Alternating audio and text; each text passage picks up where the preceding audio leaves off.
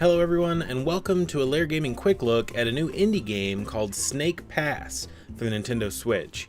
Snake Pass is, to my knowledge, the first instance of the Unreal Engine 4 running on the Nintendo Switch, so it could almost be considered a milestone for the console. More on that in a bit. In this game, you'll find yourself slithering through levels as the aptly named Noodle the Snake, who is accompanied by his buddy Doodle the Hummingbird. At this point, you've probably got a good grasp on the general stylistic direction of Snake Pass. This game is fun and cheery, and though there are real objectives, it doesn't take itself too seriously, and that's a real strength for this type of game. What you're seeing now were my first slithers. This was me trying to acclimate to the unique locomotion system found in Snake Pass. Movement isn't as easy here as just pushing the control stick in the direction you want to move in, unless you change the controls to easy mode, which is most likely present to accommodate for kids lacking advanced motor skills. Instead, the default control configuration has you holding the right trigger to slowly lurch forward. However, snakes don't really move in a straight line, they wave from left to right to grip the ground and propel themselves forward. So, the player is tasked with creating locomotion by weaving to and fro, grabbing the environment and pushing it behind him with simple left and right tilts of the control stick.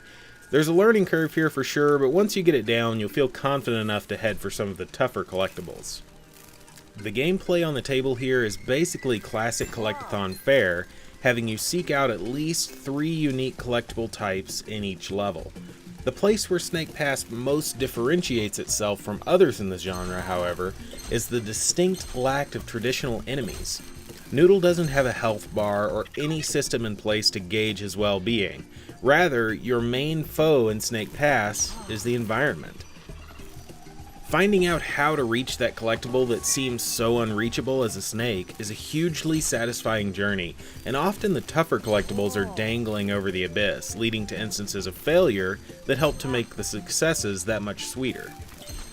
Visually, Snake Pass looks really nice. The stylistic art style is a real asset, especially in the Nintendo Switch version of the game. Snake Pass runs at 30 frames per second here, and if you compare it to the other formats available for purchase, such as the PC, Xbox One, and PS4 versions, you'll see distinct differences. The other versions all run at 60 frames per second, and they have more advanced anti-aliasing, depth of field, and shading, among other post-processing effects. This doesn't bother me much, however, because Snake Pass is still such a treat to look at, with its vibrant color scheme and its cheery atmosphere. Just keep in mind that this is likely what we'll see from Unreal Engine 4 games on the Switch going forward. Semi-significant downgrades in exchange for the Switch's signature portability. With all that said, I'm going to sit back and let you enjoy the scenery and feel of Snake Pass for yourself. It can be purchased later today for $19.99 across all available platforms. Thank you so much for watching, and have a great day.